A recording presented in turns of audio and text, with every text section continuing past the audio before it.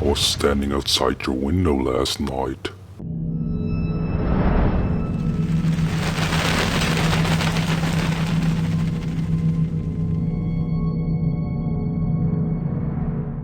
I have to warn you, this is a pretty disturbing case. One that remained a cold case for 40 years before they finally figured out what happened to this young girl. This case also contains another murder case. However, when I tried looking up pictures and stuff about this specific murder case, I couldn't really find the proper imagery for me to use. So I'm only going to be using this one picture that you see right now as well from Brenda Brown, which is the main victim that I wanted to talk about anyway. But since it's rather obscure, I realized again there's not a lot of imagery overall to work with her as well. But you know how I am, that doesn't stop me from sharing it anyway. Brenda Brown was an 11-year-old girl who was abducted and murdered. Her body was found by rescue workers in a wooded area near downtown Shelby, North Carolina, with no leads and insufficient evidence to make an arrest. The murder became a cold case. The case remained cold until a series of newspaper articles, 40 years later, brought forth new evidence in the spring of 2006. After a morning of arguing over a powder puff compact with her younger sister, Brenda was asked to walk her 6-year-old sister Patricia 2 blocks to a Head Start class. This was the last time Brenda was seen alive.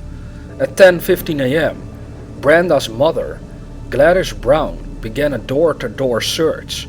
She drove through her neighborhood, asking neighbors and passing motorists if they had seen the girl. An hour later, a search team was formed by members of the Shelby Rescue Squad. At 6:45 p.m., Brenda's body, which was nude, was found in a wooded area 150 feet from South Lafayette Street and not far from her home. Her body was covered with freshly cut tree limbs, leaves and brush. The red and white dress she had been wearing was folded neatly and placed atop the brush. A bloody rock was found nearby. So as you can hear, this is already leading into a very, very dark and morbid place indeed. And it took the police a very long time to finally figure out what happened to this young girl. But we'll get to that in a few minutes. Authorities determined that Brenda had been beaten to death with the rock found nearby. Her skull had been fractured in 12 places. Police reported that, although the body was nude, she had not been raped. Police also believed the killer was on foot because, due to heavy traffic on South Lafayette Street, he would not have been able to get out of a car and force the girl into the woods without being seen. At the time, police had several suspects. These included an unidentified bald white man who had exposed himself to Brenda Sue's sister a few days earlier, and a 13-year-old mentally disabled black boy named Robert Rossborough. Fucking freight train again. Whenever I try to record these murder cases, there's always had to be this damn freight train, you know? It's not a normal train, no. It's these long-ass trains that make so much noise. Even with my windows closed, you can still pick it up on the microphone. That's how annoying it is. The unidentified white man who exposed himself could not be found. Robert Rossborough was briefly questioned by police. When Officer Harold Smith questioned him, Rossborough remained silent. He wouldn't answer, he just sat there. Rossborough's silence made him more suspicious, Smith said. Rossborough lived a few hundred yards from where Brenda's body was found. That, along with his refusal to answer questions, made him a suspect. The public was baffled as to why Rossborough, who was seen in the area on the morning of Brenda's murder, was not interrogated further by police. People theorized that Rossborough may have been protected by a local crime syndicate which dominated the town of Shelby in the 1960s. We just didn't have enough evidence on him. We had to let him go, Smith said. He said that he and other investigators believed Rossborough had killed Brenda.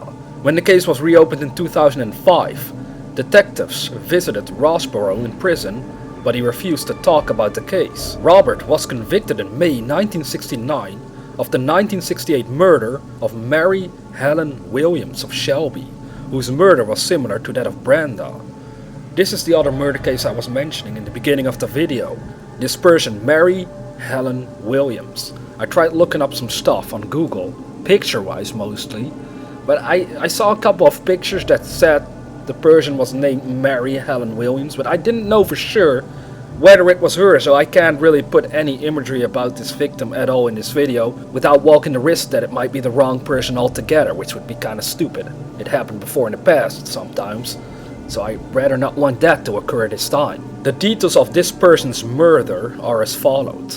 At 11:30 a.m. on June 22nd, 1968, a woman and her daughter arrived at Mary's Cannon Towel Outlet. This was Mary Helen Williams' business, located on Dixon Boulevard in Shelby. There they saw a closed sign hanging in a window. The daughter looked in the window and saw a woman lying on the floor covered in blood. Shelby police were called to the business, where Robert Rosborough walked out with his hands in the air. Mary Williams was found nude, with her body beaten and stabbed by a pair of scissors. The county coroner later said that though Mrs. Williams was found nude, she had not been raped. In the store's restroom, police found Mrs. Williams' dress and underwear. At the time of Williams' murder, racial segregation was intense in Shelby. Rumors of the Ku Klux Klan threatening to harm Rosborough were taken so seriously that he was secretly transferred to a jail in a nearby county unit until his trial in 1969. During the two-day murder trial, a pathologist testified that blood found on Rosborough's clothes was a type A, which matched Mrs. Williams' blood type. Rosborough denied killing Mrs. Williams, saying that police lied about the investigation and that he would have had no motive for the murder because there had been no rape or robbery. He drew maps of where he was in the building when police arrived and explained how Mrs. Williams' blood had gotten onto his clothes. He was found guilty of murdering Mary Williams and was sentenced to death. However, his sentence was reduced to life in prison. Because of the similarities between this case and the Brenda Brown murder, it became a common local belief that Rosborough had killed both of them. In February 2010, Rosborough was subpoenaed to Cleveland County hearing to determine if enough evidence existed in the Brenda Brown murder case to bring suspect Thurman Price to trial. During his testimony, which lasted less than 10 minutes, Rosborough denied killing Brenda. He said he did not know who did it and had no memory of the day she was murdered. He said, "You're talking about something 40 years ago. How would I recall something that long ago?" So those were the details of the second murder that took place in that town. Now back to Brenda's case.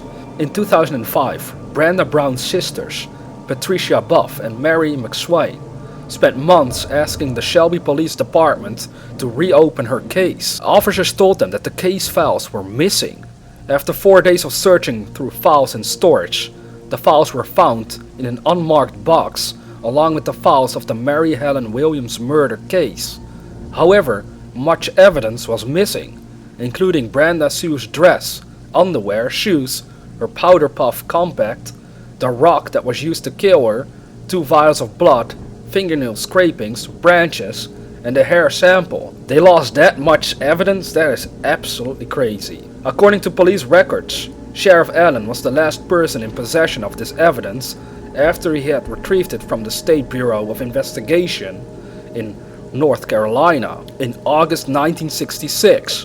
The only physical evidence still available was a bloody palm print that was taken from Brenda Sue's shoe in 1966. On May 15, 2006, Brenda's body was exhumed from the Spring Hill Church Road Cemetery in Lillington, North Carolina, and examined for any available evidence. The wooden casket in which she was buried had disintegrated, and only a few bones remained. On May 21, 2006, a public memorial service was held, and Brenda Sue's remains were laid to rest in Sunset Cemetery in Shelby, North Carolina. In the spring of 2006, the Shelby, North Carolina newspaper, the Shelby Star, ran a 13-part 40th anniversary series about the Brenda Brown murder. Shortly thereafter, Lori Lale came forward to police and claimed that her grandfather, Earl Mickey Parker, had told her shortly before his death that he and a man named Thurman Price had killed Brenda. On February 12, 2007, the Shelby police arrested Thurman Price, 79, on a first-degree murder charge. Price's home is located close to where Brenda's body was found. It is unclear whether Price lived there in July 1966. According to county records, Price did not purchase the house until 1973. He was released from jail on February 16, 2007 on $50,000 bond and denies any involvement in the murder of Brenda. The indictment indicated that Earl Mickey Parker had described in detail how Brenda Sue was killed and, according to authorities, his confession to his granddaughter is consistent with evidence found at the crime scene in July 1966. According to court records, Lori called the family of Brenda Brown on April 3, 2006 and told Brenda's sister that the killer was Thurman Price, but did not mention her grandfather's involvement. On May 10, 2007, Earl Parker's body was exhumed from Sunset Cemetery in Shelby to see if his palm print matched the bloody palm print found on Brenda's shoe. The results of this test were inconclusive because the hands of the body were too deteriorated to get a print. In 1954, Parker, then 26, and Price, then 25, had been indicted together for the rape of Shirley Gant, a 12-year-old girl in Patterson Springs, North Carolina. In January 1955, the men pleaded guilty to assault to commit rape. According to court records, Parker and Price were each given a 3 to 5 year suspended prison sentence, ordered to keep a job, not to drink alcohol, and to pay court costs of $240. On February 9, 2010, a Cleveland County judge ruled that Earl Mickey Parker's deathbed confession and Lil's testimony would be admitted evidence at trial. Lori testified at the hearing that in June 2002, her grandfather Earl Parker told her on his deathbed that he and Thurman Price killed Brenda in 1966. Thurman Price maintained his innocence until his death on August 4, 2012, while still awaiting trial. According to Lil, she was alone with her grandfather in his hospital room at Cleveland Regional Medical Center in Shelby when he told her, "I've done some bad things with my life, and before I can move on, I need to get them off my chest." Lil recalled the story her grandfather told her, and this is where it gets absolutely disgusting, man. He walked to a local bootlegger's house the night before, where he met Price, and drank for several hours. While walking home the next morning, they saw Brenda near South Lafayette Street, and they sneaked up behind her with the intention of rape. Lil described how Parker told her that Price had grabbed Brenda and dragged her from the road to where there was a little black boy playing in a field, and Price screamed after him to get home. Supposedly, this was Robert Rosborough. According to Lil's grandfather's account, Brenda fought hard and scratched Price, which made him angry, and he picked up a rock and hit her in the face and told Parker that they had to kill her because they would go away and do real time this time anyway. So what a disturbing confession that was. Whether it was really true or not, I guess we'll never know for sure. However, the evidence does show that it is most likely true because he clearly knew more about the murder case than anyone else involved in this. It took them 40 years to finally figure this out. I'm glad they were actually able to get something about this case that could lead them in the direction of what really happened to this young girl. Because imagine this. This man, he made a confession saying that he did it. He could have also just died and never told anyone about it, like most killers would do. They don't like to tell the truth. Why would they? If you don't tell the truth, people suffer longer. It's harder on their victims and the families. That's usually what they like. So I'm glad that this man confessed. However, if his acquaintance of rape really was involved, Thurman Price was his name, then I think it's really messed up that he constantly tells people that he's innocent. That makes him a real monster, man. A real monster indeed. Anyways, in the memory of Brenda Brown, I hope she rests in peace. And as always, dear viewer, have sweet dreams.